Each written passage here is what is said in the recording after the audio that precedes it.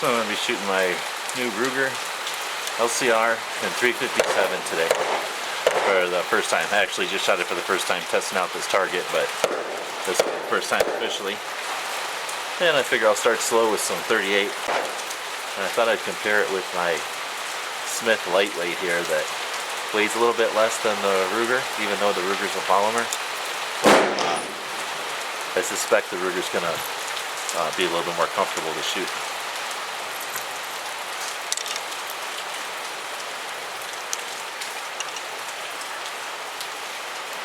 Put a couple in randomly into the Smith. And we'll do the same with the 38s into the Ruger. Let's see how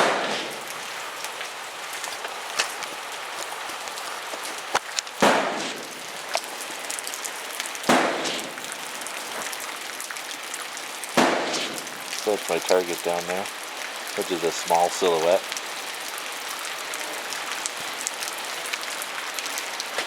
And I'll just go straight to the Ruger.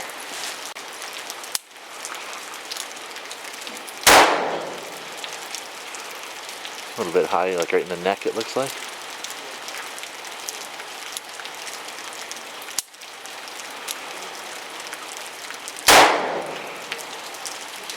It's like I shot in the same place.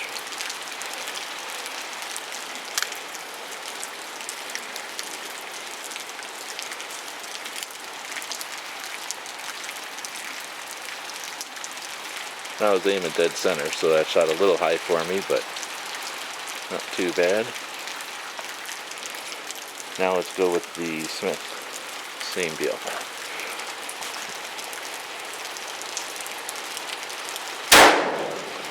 Wow, that really hurts.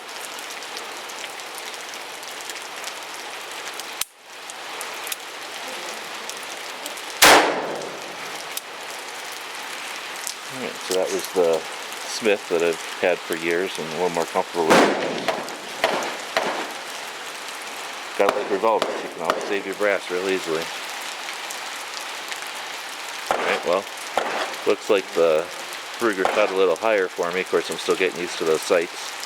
And the 38 did okay. So let's try some 357 this time. I'm going to definitely say that the Ruger is more comfortable. I don't care what anybody says on the internet. Get a lightweight, airweight, made out of titanium and aluminum. Doesn't weigh nothing 38 like this. And shoot it with this like plastic Crimson Trace laser. That's a laser. With the Crimson Trace laser grip. It kills you.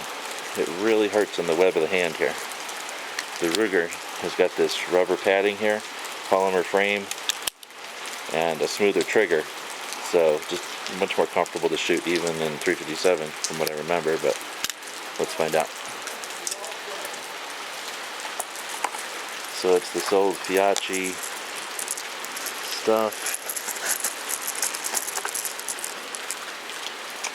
Trinicated. And here's something I do with revolvers. I've got all day to shoot here, so I'm not in a big hurry. So I'm going to give 2 and 1. If it was 6, it would be 3 and 2. But in this 5-shot, it's 2 and 1. I give myself a gap. Now I don't know where it's going to be, so I just sort of randomly close the cylinder. What does that do? Well, if I'm not paying attention to where the rounds are here, and I'm paying attention to my sights, that's going to give me 2 flinches, or 2 opportunities to see how I'm doing. 3 shots, 2 clicks. And I do that intentionally so that I don't get that flinch that you get a lot of times with a revolver, with any handgun. So these are 357.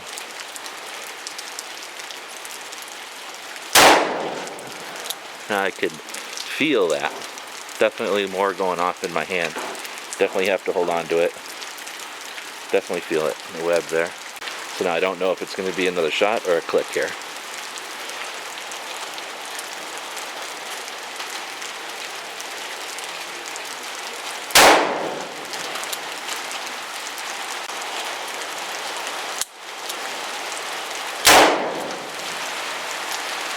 Now that last one I intentionally held just a bit low in case I've been missing the paper. But still don't see where the hole is. So I'm going to pay less attention to the camera this time and shoot a little bit.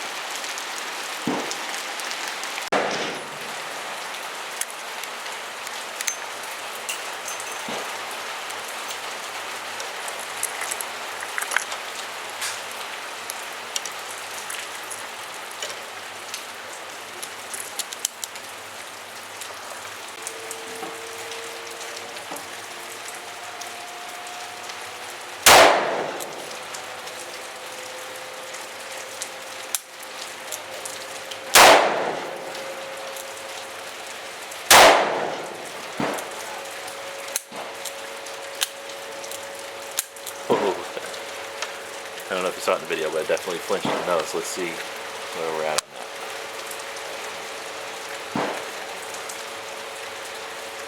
Alright, using two hands, at least I got one on the paper there, so let's stop looking bad in front of the internet and keep practicing here.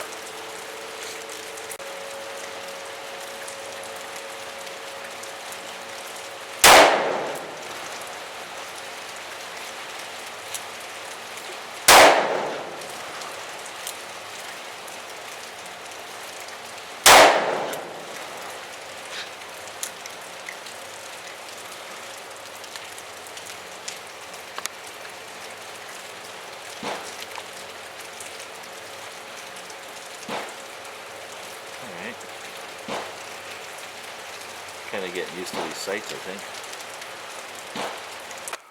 Well, you can see how these things kind of tear the outside material, so you can see them real easily from far away.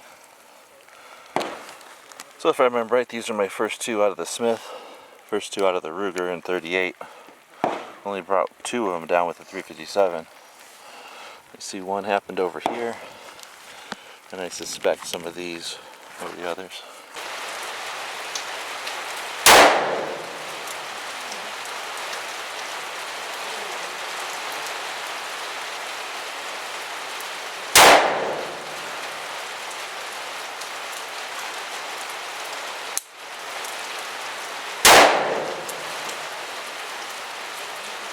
Okay, I think I'm getting a little more comfortable with the sights now and what they want. So I'm aiming a bit lower, and it looks like they're coming out on paper okay. A little bit of a spread, but that's also 25 yards. It's a little bit more than I would normally do with the snub nose.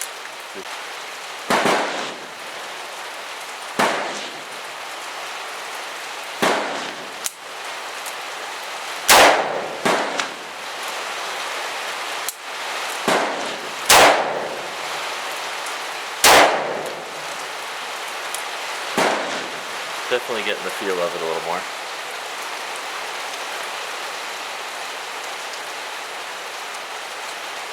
I'll take that. Now let's talk about shooting this thing. Alright, I'm definitely of the Masada Yube school of shooting at this point. I've been to lots of classes, I've heard lots of techniques, and I like the crush grip. I'm going to demonstrate on this thing because it's got a bigger grip. And the idea is that you're going to be in a panic if you have to use these things, and you're going to be tense, and you're going to want to grip this thing as hard as possible in a real life situation. So his theory is practice that same type of, same type of stress level, same type of strong grip with your shooting. And as I try to do that on this little tiny grip, it's just really difficult. I only have two fingers on it. And I do plan to go with the Crimson Trace laser grip eventually. $200 down the road, so first save up for it and then that. So in the meantime, I'm sticking with the grip I got.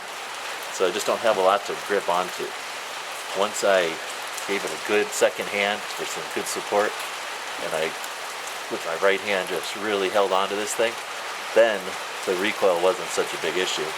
So then it was back to sight picture, your basics. Taking a look at the sight picture of this guy. There we go. I was holding it probably like this. I ended up needing to hold it more like this, which obviously is kind of dumb and kind of obvious, so all the internet coaches can yell. But when it's in my hand, it kind of holds like this, so I have to kind of force myself to push that front sight down. which hopefully will be alleviated because I also plan to get the big dot front sight, and that's what, 60 or 80 bucks down the road. So soon this will probably be the first mod, because I really don't like that front sight. It's a little too hard to acquire, and like I said, I'm having to push it down. So once I got the big dot there, maybe I'll just hold a 6 o'clock hold or something. But once we get the big dot and a bigger grip, I think I'll really enjoy this one. I'm going to switch back to 38s just for a couple of shots, so I don't feel bad, because it seems like I shot it better than 38.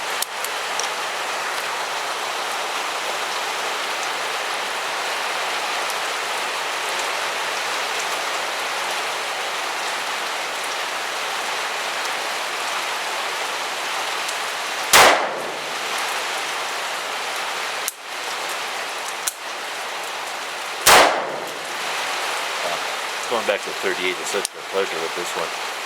Almost no recoil at all in 38.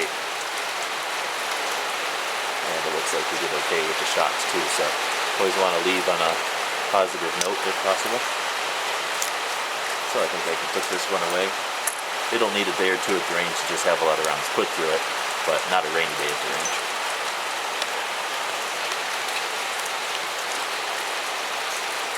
Thanks for watching.